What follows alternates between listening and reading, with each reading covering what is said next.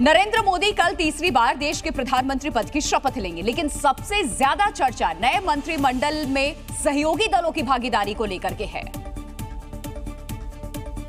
क्योंकि इस बार बहुमत एनडीए को मिला है। ऐसे में कैबिनेट में घटक दलों की भागीदारी पर ज्यादा जोर रहेगा। सूत्रों के मुताबिक एनडीए घटक दलों से कुल 18 मंत्री बनाए जा सकते हैं, जिसमें घटक दल से 7 कैबिनेट और 11 राज्य मंत्री हो सकते हैं। टीडीपी और जेडीयू से 2-2 मंत्री, जबकि शिवसेना, एनसीपी, एलजेपी, जेडीएस और हम पार्टी से 1-1 मंत्री बनाए जा सकते हैं। साथ ही सूत्रों से खबर है कि बीजेपी के 18 सांसदों को मोदी कैबिनेट में जगह मिल सकती है। वहीं विपक्ष के घटक दलों को लेकर सवाल उठ रहा है, तो बीजेपी का कहना है कि पिछले 10 साल से गठबंधन की सरकार चल रही थी। पिछले 10 साल से सब लोग सहयोगी थे, सहयोग के रूप में रहे और सबके साथ में होकर सरकार चली। अब चैलेंज सबसे बड़ा है चंद्रबाबू नायडू और नीतीश कुमार, जो अपने आप को लोकशाही, लोकतंत्र के पुजारी और सेवक मानते थे। अब उनके समर्थन से सरकार बनी है। 2024 के लोकसभा चुनाव में एनडीए को 293 सीटें, जबकि बीजेपी को 240 सीटें मिली हैं।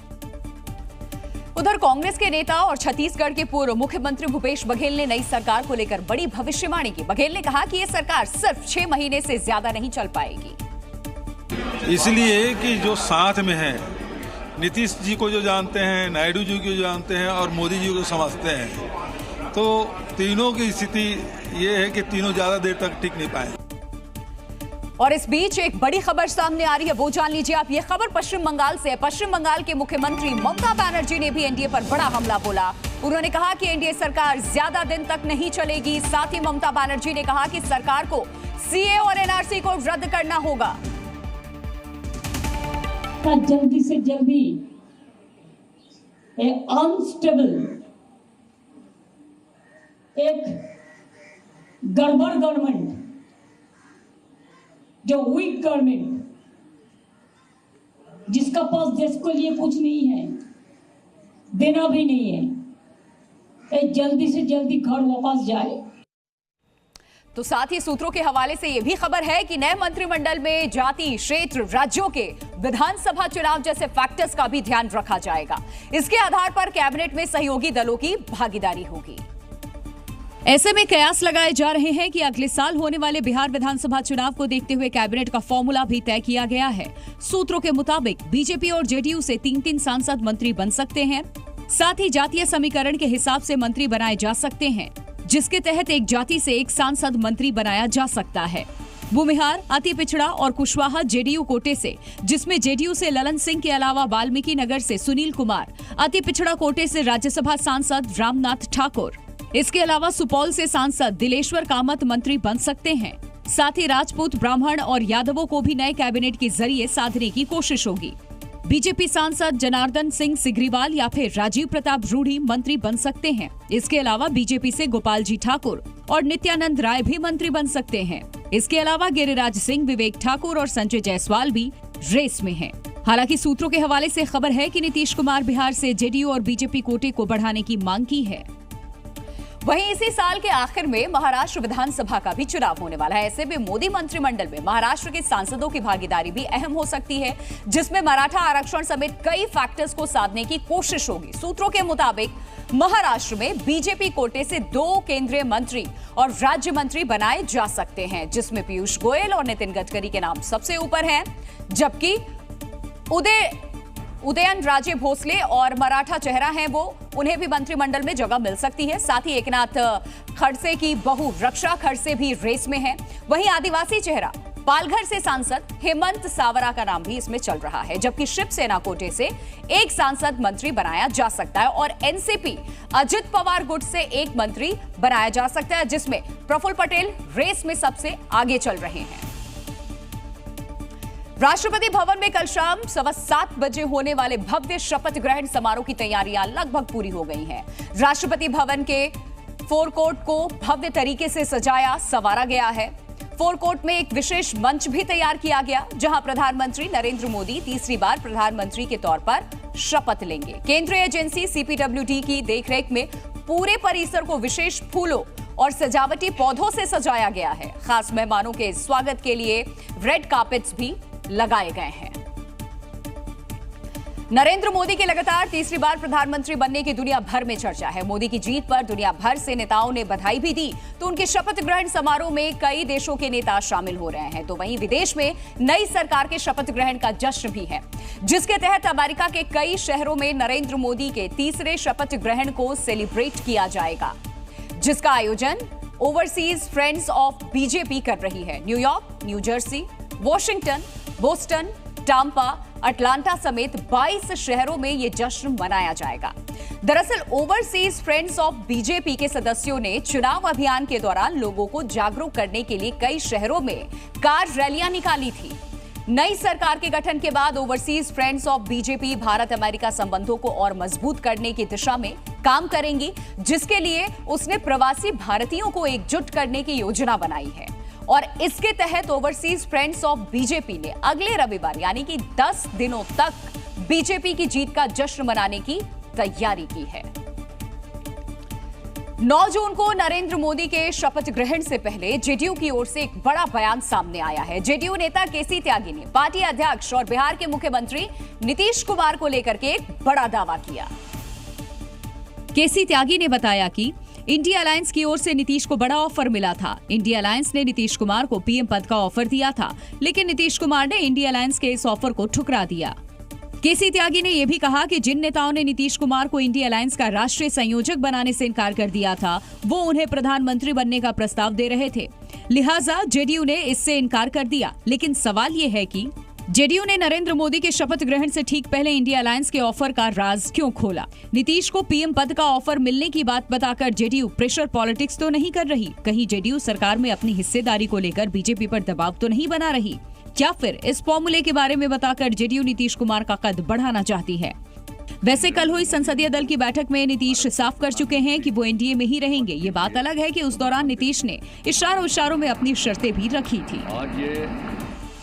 वहीं केसी त्यागी के दावे पर कांग्रेस महासचिव केसी वेणुगोपाल से जब सवाल जवाब किया गया तो उन्होंने साफ शब्दों में इससे इनकार कर दिया। केसी त्यागी ने एक बड़ा बयान दिया है। उन्होंने ये दावा किया है कि इंडिया गठबंधन की तरफ से नीतीश कुमार को प्रधानमंत्री पद का ऑफर दिया गया था। इस बयान पर आप क्या जवाब देना चाहेंगे, क्या प्रतिक्रिया है? और उन्होंने इसको अस्वीकार कर दिया। उसी तरफ जानकारी हमारे पास नहीं है। लोकसभा चुनाव में इंडिया गठबंधन के बेहतर प्रदर्शन के बाद अब राहुल गांधी का कद बढ़ने जा रहा है। आज दिल्ली में कांग्रेस वर्किंग कमेटी की एक बैठक हुई, जिसमें बड़ा फैसला लिया गया। कांग्रेस वर्किंग कमेटी की बैठक में राहुल गांधी को लोकसभा में नेता विपक्ष बनाने का प्रस्ताव पास किया गया। कांग्रेस वर्किंग कमेटी ने सर्वसम्मति से फैसला लिया कि राहुल गांधी को लोकसभा में विपक्ष का नेता नियुक्त किया जाए। कांग्रेस नेताओं का मानना है कि राहुल गांधी लोकसभा में प्रधानमंत्री के सामने हो और राहुल संसद में प्रधानमंत्री के सामने उन मुद्दों को पुरजोर तरीके से उठाए जिन मुद्दों के दम पर पार्टी ने चुनाव में सफलता हासिल की है। Congress working committee unanimously pass the resolution requesting Rahul Gandhi ji to accept the position of leader of opposition in the Lok Sabha. What he has replied, sir? He replied that he will think about it. हालांकि राहुल गांधी ने इस प्रस्ताव को अभी स्वीकार नहीं किया है। वो लोकसभा में नेता विपक्ष बनेंगे या नहीं, इस पर विचार करने के लिए उन्होंने समय मांगा है। लेकिन अगर राहुल गांधी लोकसभा में नेता विपक्ष बनने के लिए राजी हुए तो वो पूरे विपक्ष की आवाज बन जाएंगे। उनके नेता विपक्ष बनने से कांग्रेस पार्टी जो कमजोर होती दिख रही थी वो मजबूत होगी और आगे होने वाले चुनाव में कांग्रेस को इसका फायदा मिलेगा। चूंकि संविधान के अनुसार नेता विपक्ष आधिकारिक पद होता है, इसे कैबिनेट मंत्री के बराबर का दर्जा और उसे मिलने वाली सभी सुविधाएं हासिल होती हैं। नेता विपक्ष ईडी सीबीआई के प्रमुख की नियुक्ति सहित कई महत्वपूर्ण समितियों में शामिल होता है। नेता विपक्ष बनने के बाद राहुल गांधी लोकसभा के पटल से लेकर के संसद के बाहर तक मजबूती के साथ अपनी बात रख सकेंगे और महत्वपूर्ण मुद्दों को उठा सकेंगे। इसके साथ ही साथ राहुल गांधी के नेता विपक्ष बनने से कांग्रेस पार्टी को उत्तर से लेकर के दक्षिण तक संतुलन बनाने में भी मदद मिलेगी और यही वजह है कि पूरी कांग्रेस पार्टी ये चाहती है कि राहुल गांधी ही नेता विपक्ष बने। बिल्कुल बनना चाहिए। वो निडर हैं, साहसी हैं, आंख में आंख मिलाकर बात कर सकते हैं। नहीं, राहुल को बननी चाहिए, हमारी सबकी मांग है और वही एक रास्ता है जो कांग्रेस को मजबूती देगा।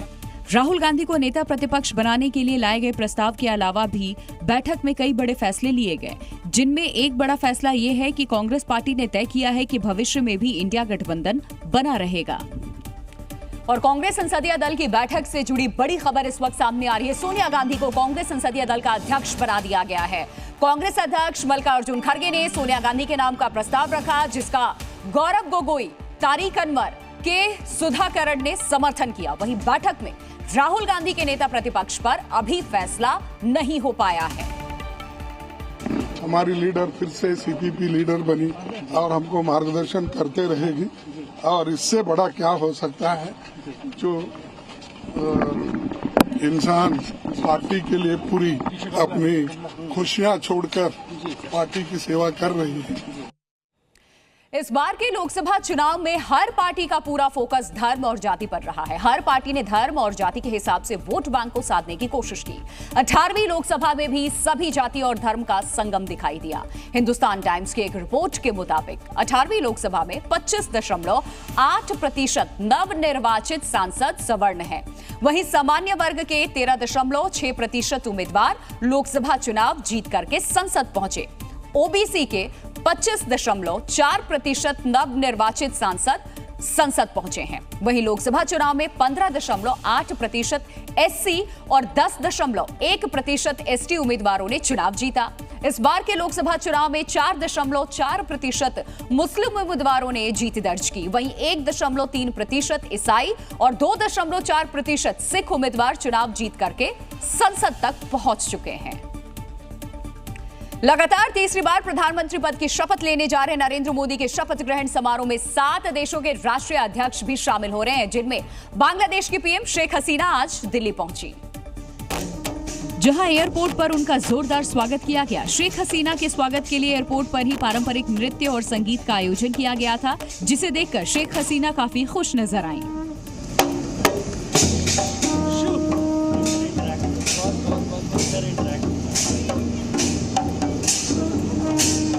इसके बाद शेख हसीना ने वहां मौजूद कलाकारों के साथ तस्वीर भी खिंचवाई। नरेंद्र मोदी के शपथ ग्रहण समारोह में जिन देशों के राष्ट्रीय अध्यक्ष शामिल हो रहे हैं, जिनमें श्रीलंका के राष्ट्रपति रानिल विक्रमसिंघे, मालदीव के राष्ट्रपति मोहम्मद मुइजू हैं, बांग्लादेश की प्रधानमंत्री शेख हसीना, मॉरिशस के प्रधानमंत्री प्रविंद कुमार जगन्नाथ, नेपाल के प्रधानमंत्री पुष्पकमल दहल, भूटान के प्रधानमंत्री शेरिंग टोब्गे और सेशेल्स के उपराष्ट्रपति अहमद अफीफ शामिल हैं। इस बीच दिल्ली में सुरक्षा कड़ी कर दी गई। पूरी दिल्ली को 9 और 10 जून के लिए नो फ्लाइंग जोन घोषित कर दिया गया। किसी भी तरह के ड्रोन, पैराग्लाइडिंग, पैरा जंपर और रिमोट ऑपरेटेड उपकरण के उड़ान पर पाबंदी लगा दी गई है। नरेंद्र मोदी के शपथ ग्रहण समारोह के लिए जिन पड़ोसी देशों के राष्ट्रीय अध्यक्षों को आमंत्रित किया गया, उनमें मालदीव के राष्ट्रपति मोहम्मद मुइजू को सबसे अहम माना जा रहा है। वो इसलिए क्योंकि भारत का पड़ोसी मुल्क होने के साथ ही हिंद महासागर क्षेत्र की डिप्लोमेसी में मालदीव का महत्वपूर्ण रोल है, और इसी बात को समझते हुए भारत ने शपथ ग्रहण समारोह में मालदीव के राष्ट्रपति मोहम्मद मुइजू को आमंत्रित किया, जिसे मोहम्मद मुइजू ने स्वीकार करते हुए नरेंद्र मोदी को बधाई भी दी। मालदीव भले ही छोटा सा देश है, लेकिन भारत के लिए इसलिए महत्वपूर्ण है क्योंकि ये भारत के लक्षद्वीप समूह से महज 700 किलोमीटर की दूरी पर है और हिंद महासागर में सामरिक रूप से काफी महत्वपूर्ण जगह पर स्थित है, जो जहाज मार्ग के लिए काफी महत्वपूर्ण माना जाता है, जिससे होकर चीन, जापान और भारत के जहाज गुजरते हैं। भारत का करीब 97% अंतर्राष्ट्रीय व्यापार हिंद महासागर के द्वारा ही होता है, इसीलिए इसके मार्गों को सुरक्षित करना भारत के लिए महत्वपूर्ण है। इससे पहले मुइजू की बयानबाजी से नाराज भारत ने मालदीव के खिलाफ कड़े कदम उठाए थे, जिससे वो घुटनों के बल आ गए। यूपी में बीजेपी की खराब परफॉर्मेंस को लेकर के बैठकों का दौर शुरू हो गया है। दिल्ली से लौटने के बाद यूपी के मुख्यमंत्री योगी आदित्यनाथ ने आज लखनऊ के लोक भवन में मंत्रियों के साथ बैठक की, और इस बैठक में सीएम योगी आदित्यनाथ ने यूपी की एक सीट पर मिली हार पर मंथन किया। चूंकि इस बार बीजेपी को सबसे बड़ा झटका उत्तर प्रदेश में ही लगा और बीजेपी केवल 33 सीटों पर सिमट कर रह गई, इसीलिए सीएम योगी ने अपने एक मंत्री को जमीन पर उतरकर काम करने के निर्देश दिए। सीएम योगी आदित्यनाथ ने साफ कहा कि जनता को कोई समस्या नहीं होनी चाहिए, एक समस्या का बिना समय गंवाए निस्तारण करें। मंत्रियों को निर्देश दिया गया है कि वो शासन की योजनाओं को लेकर जनता के बीच जाएं, उन्हें जागरूक करें ताकि लोगों को सरकार की योजनाओं की जानकारी हो और वो इसका फायदा उठा सकें। इसके साथ ही साथ सभी विभागों में खाली पड़े पदों को तुरंत भरने पर भी विचार विमर्श किया गया है। यानी कि सीएम योगी आदित्यनाथ का साफ निर्देश है कि नौकरी निकाली जाए और भर्ती की प्रक्रिया जल्द से जल्द शुरू हो। माननीय मुख्यमंत्री जी ने स्पष्ट रूप से सारे मंत्रियों को कहा है अपनी विधानसभा, अपने बूथ और अपने विभाग को ठीक रखे, जनहित के कामों को प्राथमिकता देने का काम करें। इस बैठक में तय किया गया कि सभी मंत्रियों को ग्राउंड लेवल पर काम करना होगा और कोई भी घर नहीं बैठेगा। योगी कैबिनेट की यह बैठक इसलिए भी महत्वपूर्ण रही क्योंकि लोकसभा वाला हाल विधानसभा चुनाव में ना हो, इसको लेकर के यूपी में अभी से मंथन शुरू हो गया। चूंकि 80 लोकसभा सीटों वाले यूपी में पिछली बार की 62 सीटों के मुकाबले बीजेपी केवल 33 सीट ही जीत पाई और इस बार बीजेपी को 29 सीटों का नुकसान हुआ और अकेले यूपी में बीजेपी के 7 केंद्रीय मंत्री चुनाव हार गए और योगी के 2 मंत्री भी अपनी सीट नहीं बचा पाए। इसीलिए लोकसभा चुनाव के आए खराब नतीजों ने योगी सरकार के लिए खतरे की घंटी बजा दी। बताया जा रहा है कि सीएम योगी आदित्यनाथ ने अब अपने सभी मंत्रियों से उनके विभागों की रिपोर्ट मांगी है। सीएम योगी आदित्यनाथ खुद एक एक विभाग की समीक्षा करेंगे और अगर खामियां पाई जाएंगी तो मंत्रियों पर गाज गिरना भी तय है। चूंकि 2 रोज पहले ही शिवपाल यादव ने दावा किया था कि अगर यूपी में आज चुनाव हो जाए तो समाजवादी पार्टी जीत जाएगी, इसलिए विपक्ष के दावों के बीच सीएम योगी ने अभी से 2027 में होने वाले विधानसभा चुनाव के लिए कमर कस ली है। जिन सीटों पर बीजेपी चुनाव हारी वहां हार की वजह ही तलाशी जा रही है। साथ ही जनता की नाराजगी को दूर करने की भी कवायद शुरू हो गई है। तो लोकसभा चुनाव में समाजवादी पार्टी को बम्पर सीट दिलाने के बाद अखिलेश यादव ने एक बड़ा फैसला किया है। अखिलेश यादव जल्द ही विधायक पद से इस्तीफा देने वाले हैं। अखिलेश यादव ने मैनपुरी की करहल विधानसभा सीट से इस्तीफा देने का मन बना लिया है और कन्नौज से सांसद चुने जाने के बाद अखिलेश यादव ने दिल्ली की राजनीति में सक्रिय होने का फैसला किया है। दरअसल लखनऊ में समाजवादी पार्टी की एक बैठक हुई जिसमें अखिलेश यादव को संसदीय दल का नेता चुना गया। मतलब साफ है कि वो अब सांसद के रूप में काम करेंगे। नकारात्मक राजनीति खत्म हुई है, सकारात्मक राजनीति का दौर शुरू हुआ है। जनता की मुद्दों की जीत हुई है क्योंकि अखिलेश यादव विधायकी छोड़कर दिल्ली का रुख करेंगे। इसीलिए इस बात के कयास लगाए जा रहे हैं कि उत्तर प्रदेश विधानसभा में अखिलेश यादव की जगह कौन लेगा। हालांकि चर्चा इस बात की भी है कि अखिलेश यादव अपने चाचा शिवपाल यादव के कंधों पर बड़ी जिम्मेदारी सौंप सकते हैं। बताया जा रहा है कि शिवपाल यादव यूपी विधानसभा में नेता प्रतिपक्ष बनाए जा सकते हैं। हालांकि शिवपाल यादव को अखिलेश कितनी जिम्मेदारी सौंपेंगे, इस पर समाजवादी पार्टी की तरफ से अभी तक कोई आधिकारिक बयान नहीं आया है।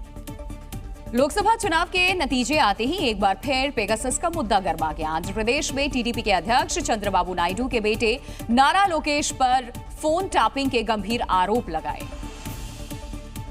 चंद्रबाबू नायडू के बेटे और तेलुगु देशम पार्टी के महासचिव नारा लोकेश ने दावा किया कि जगनमोहन रेड्डी के नेतृत्व वाली वाईआरसीपी सरकार जब सत्ता में थी तब उनके फोन कॉल टेप हुए और ऐसा अप्रैल महीने तक चला। नारा लोकेश ने आरोप लगाया कि उनके फोन में पेगासस का इस्तेमाल किया गया और फोन टैपिंग के बाद सबूतों को नष्ट कर दिया गया। While YCP was in power, destruction of documents has happened. There's proof to that extent. CISL, where their anti-Naxal team, they have access. They can tap phone calls. All of us know that our phone calls have been tapped. I've come out in public to clearly state that my phone was attacked by Pegasus. Kangana Ranaut को Chandigarh airport पर थप्पड़ मारने वाली CISF जवान कुलविंदर कौर को suspend कर दिया गया है। साथ ही उनके खिलाफ केस भी दर्ज किया गया है। वहीं इस मामले में किसान संगठन कुलविंदर कौर के समर्थन में नजर आए, जिन्होंने कंगना रनौत के किसान आंदोलन पर दिए गए बयान को गलत बताया। साथ ही कुलविंदर कौर का समर्थन भी किया। किसान नेताओं ने आरोप लगाया कि कंगना ने ड्यूटी के समय तैनात महिला अधिकारी से बदसलूकी की, जिसकी वजह से ये घटना हुई है। यूनिफॉर्म सबके लिए रिस्पेक्टेबल है। अगर आगे कोई यूनिफॉर्म पहन कर बैठा है तो उसके साथ बात करने वाले को भी वो जिम्मेदारी समझनी चाहिए कि जो मेरे साथ बात कर रहा है वो किसी ड्यूटी पर बैठा है। इस बीच राकेश टिकैत ने भी कंगना रनौत को सही शब्दों के इस्तेमाल की नसीहत दी। किसी भी मेंबर पार्लियामेंट हो या कोई भी लोग हो, वो किसी भी धर्म के खिलाफ, किसी जाति के खिलाफ, किसी व्यवसाय के खिलाफ, किसी किसान आदिवासी किसी के खिलाफ भी गलत शब्दों का इस्तेमाल ना करें। उधर पंजाब में कई किसान संगठनों ने कंगना रनौत के दिए गए बयान का विरोध किया। T20 वर्ल्ड कप में भारत और पाकिस्तान के बीच होने वाले मुकाबले में अब एक दिन से भी कम समय बचा है। खिलाड़ियों से लेकर के फैंस तक सभी को इस महामुकाबले का बेसब्री से इंतजार है। कल यानी कि 9 जून को दोनों टीमें न्यूयॉर्क में आमने सामने होंगी। आंकड़ों की बात करें तो T20 वर्ल्ड कप में टीम इंडिया पाकिस्तान पर भारी पड़ी है। साल 2007 में भारत और पाकिस्तान के बीच T20 वर्ल्ड कप का पहला मुकाबला खेला गया था, जिसे भारत ने बॉल आउट में अपने नाम किया था। इसके बाद साल 2007 में ही फाइनल मुकाबले में दोनों टीमें आमने सामने थी और भारत ने पाकिस्तान को 5 रन से हराकर पहला T20 वर्ल्ड कप जीता था। साल 2012 में भारत और पाकिस्तान की टीम एक दूसरे के खिलाफ फिर एक बार मैदान में थी और वहां भी भारत ने पाकिस्तान को 6 विकेट से हराया। इसके बाद 2014 T20 वर्ल्ड कप में भी टीम इंडिया ने पाकिस्तान को 7 विकेट से हराया और साल 2016 में भी भारत ने पाकिस्तान को 6 विकेट से हराकर उसके खिलाफ वर्ल्ड कप में अजेय रहने का रिकॉर्ड बरकरार रखा। लेकिन 2021 के T20 वर्ल्ड कप में भारत को पाकिस्तान के खिलाफ पहली हार मिली। पाकिस्तान ने यह मुकाबला 10 विकेट से जीता। साल 2022 में भारत और पाकिस्तान की टीमें फिर आमने सामने थी और भारत ने पाकिस्तान को 4 विकेट से हराकर उसके खिलाफ अपना दबदबा कायम रखा। एनटीए यानी कि नेशनल टेस्टिंग एजेंसी ने नीट की परीक्षा में गड़बड़ी के आरोपों से इनकार कर दिया है। एनटीए ने दावा किया है कि पूरा मामला 6 सेंटर और 1600 छात्रों को लेकर है, जिसकी जांच के लिए कमेटी बनाई गई है और कमेटी की रिपोर्ट के आधार पर ही आगे फैसला लिया जाएगा। एनटीए की तरफ से यह भी कहा गया है कि नीट की परीक्षा में कोई पेपर लीक नहीं हुआ। वो कमेटी इनको एक बार फिर से देख लेगी कि जो इनके ग्रीवांसेस थे 1600 कैंडिडेट्स के, उनके भी ग्रीवांसेस ना रहें और जो 23 लाख लोगों के मन में है कि काफ़ी सारे टॉपर्स आ गए, ये आ गए, तो इनके भी इशूज वो ना हो। तो इस तरीके का निर्णय एक हम लोगों ने लिया है। नीट के परीक्षा परिणामों में 67 छात्रों को फुल मार्क्स मिले, जिसमें 6 टॉपर एक ही सेंटर के पाए गए, जिसके बाद से पेपर लीक और एग्जाम सेंटर में गड़बड़ी के आरोप लगे। इस बीच आईएमए जूनियर डॉक्टर्स नेटवर्क ने सीबीआई जांच और दोबारा परीक्षा कराने की मांग की।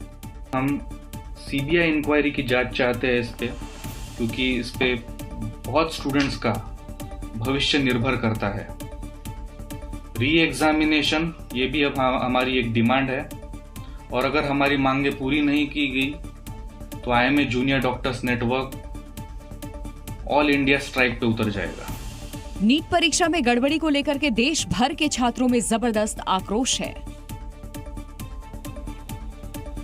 नीट परीक्षा में गड़बड़ी के आरोपों पर परिणाम को रद्द कर दोबारा परीक्षा कराए जाने की मांग जोर पकड़ती जा रही है। देश भर में कई हिस्सों में आज गुस्साए छात्रों ने विरोध प्रदर्शन किया और सवाल पूछा कि 67 छात्रों को एक साथ कैसे फुल मार्क्स मिल गए। वाराणसी में बीएचयू के सैकड़ों छात्रों ने नीट की नतीजों को लेकर के विरोध प्रदर्शन किया और परीक्षा परिणाम रद्द करने की मांग की। सीधे 2 से 67 ऑल इंडिया रैंक, वो भी सभी के सभी एक ही सेंटर से 8 से 10 ऑल इंडिया रैंक देखे गए, 1 एक ही सेंटर से देखे गए हैं। क्या इस पर कोई शक खड़ा नहीं होता? स्टूडेंट्स को जस्टिस चाहिए। उधर पटना में भी गुस्साए छात्रों ने प्रदर्शन किया और एनटीए की तरफ से दी गई सफाई को गलत बताया। और एनटीए से इस बारे में अगर बात की जाए कि सवाल उठाया जाएगा तो उनका कहना है कि हम बिल्कुल साफ है, हमने कुछ नहीं किया है। अगर साफ है तो फिर ये रैंक 41,000 कैसे गया है? यूपी के कानपुर में भी नीट परीक्षा परिणामों के विरोध में छात्र सड़क पर उतर गए और पेपर लीक होने का आरोप लगाकर विरोध प्रदर्शन किया। भले ही पाकिस्तान के सियासतदान नरेंद्र मोदी के तीसरी बार सरकार बनाने को लेकर के परेशान नजर आ रहे हों, लेकिन पाकिस्तान मूल के एक अमेरिकी कारोबारी और राजनेता साजिद तरार का मानना है कि मोदी का प्रधानमंत्री बनना जरूरी है। पाकिस्तानी पत्रकार कमर चीमा से बातचीत करते हुए अमेरिका में रहने वाले साजिद तरार ने पहले तो नरेंद्र मोदी को मुबारकबाद दी, फिर कहा कि नरेंद्र मोदी सिर्फ भारत में ही नहीं बल्कि पूरे दक्षिण एशिया क्षेत्र में स्थिरता की गारंटी है। यही नहीं, पाकिस्तानी कारोबारी और राजनेता साजिद तरार ने ये भी कहा कि भले ही नरेंद्र मोदी गठबंधन सरकार बना रहे हों, लेकिन वो खुलकर फैसले लेंगे। जबकि साजिद तरार ने नरेंद्र मोदी के तीसरी बार प्रधानमंत्री बनने को लेकर इस बात की उम्मीद भी जताई कि भारत पाकिस्तान के रिश्ते सुधरेंगे और दोनों देशों के बीच कारोबार शुरू होगा। राजधानी दिल्ली में पड़ रही भीषण गर्मी के बीच में पानी का संकट और गहरा गया है। बूंद बूंद पानी के लिए सड़कों पर लोगों की मारामारी दिखाई पड़ रही है। दिल्ली के कई इलाके ऐसे हैं जहां पानी के लिए त्राहिमाम मचा है, जिसकी एक तस्वीर राजधानी दिल्ली के चाणक्यपुरी इलाके से सामने आई, जहां पानी का टैंकर पहुंचते ही लोग पानी लेने के लिए टूट पड़े। तस्वीरों में कुछ लोग टैंकर की छत पर चढ़कर टैंकर में पाइप डालकर पानी भरते नजर आए। पानी के लिए मारामारी की ऐसी ही एक तस्वीर दिल्ली के गीता कॉलोनी से भी सामने आई, जहां पानी का टैंकर पहुंचते ही महिलाएं, बच्चे, बुजुर्ग सब पानी लेने के लिए टूट पड़े और जिन्होंने पानी के टैंकर तक पहुंचने में देरी की, उन्हें खाली हाथ ही वापस लौटना पड़ा। पिछले कई दिनों से दिल्ली में पानी की मात्रा लगातार कम हो रही है। लोगों का आरोप है कि कई हजार आबादी वाले इलाकों में पानी के टैंकर भी कम आ रहे हैं। कम पानी मिलने से लोगों का गुजारा नहीं हो रहा और लोग टैंकर्स के भरोसे अपनी प्यास बुझा रहे हैं। सुप्रीम कोर्ट के दखल के बाद भी दिल्ली के पानी संकट का कोई समाधान नहीं निकल पाया है।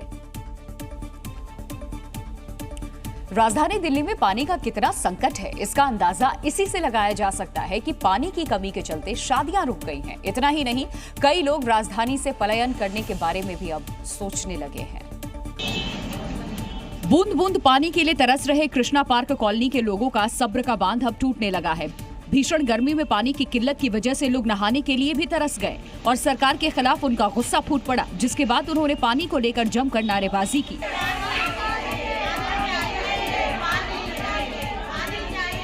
पानी की कमी के कारण इस इलाके के लोग इतने परेशान हैं कि वो अपना घर दुकान बेचकर दिल्ली से पलायन करना चाहते हैं। हमारे बच्चे भी परेशान हो गए हैं, कहते हैं घर बेच के चले जाओ यहाँ से। कहाँ जाए, क्या करें, सरकार कुछ नहीं कर रही है हमारे लिए। वहीं दिल्ली सरकार में जल संकट को लेकर सियासत भी गर्म हो गई है। दिल्ली सरकार की मंत्री आतिशी ने दिल्ली में पानी की किल्लत के लिए हरियाणा सरकार को जिम्मेदार ठहराया। तो मेरा हरियाणा की सरकार से ये आग्रह है कि वो दिल्ली के लोगों के साथ घटिया राजनीति करना बंद करें। मेरा हरियाणा की सरकार से ये आग्रह है कि जो दिल्ली के हिस्से का पानी है, जो मुनक कनाल से दिल्ली में आता है, वो दिल्ली वालों को मिलना चाहिए। केदारनाथ धाम में बुजुर्गों और बीमार लोगों के लिए थार गाड़ी मंगाने का फैसला सरकार के लिए उस वक्त सिरदर्द बन गया जब बुजुर्गों, दिव्यांगों और बीमार लोगों की जगह स्वस्थ लोग थार की सवारी करते नजर आए, जिसका वीडियो सोशल मीडिया में वायरल हो रहा है। वायरल वीडियो में कुछ लोग थार से उतरकर मंदिर की तरफ जाते हुए दिखाई दिए, लेकिन ये ना तो बुजुर्ग थे, ना दिव्यांग और ना ही बीमार। थार से उतरकर मंदिर पहुंचने वाले ये लोग बिल्कुल स्वस्थ नजर आए। दरअसल उत्तराखंड पर्यटन विभाग ने केदारधाम में सेना के हेलीकॉप्टर से 2 थार गाड़ियां मंगवाई थी, जिसके बाद पर्यावरण नुकसान को लेकर केदारधाम में डीजल एसयूवी मंगाने पर सवाल उठे थे।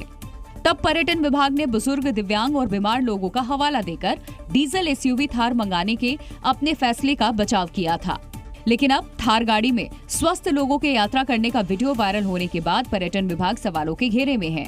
वहीं थार में सामान्य लोगों के यात्रा करने की जानकारी के बाद उत्तराखंड सरकार ने मामले की जांच के आदेश दिए हैं। कुछ सामान्य व्यक्तियों को भी थार से पहुंचाया गया, ये बहुत गलत है और इसके लिए जिलाधिकारी ने सख्त निर्देश दिए हैं कि ये वाहन जो है सिर्फ बीमार लोगों की मदद के लिए ही प्रयोग में लाए जाएंगे। इसमें कोई सामान्य यात्रियों को नहीं ले जाया जाएगा और जिस अधिकारी ने ये अनुमति दी है उसके विरुद्ध कड़ी कार्रवाई की जाएगी।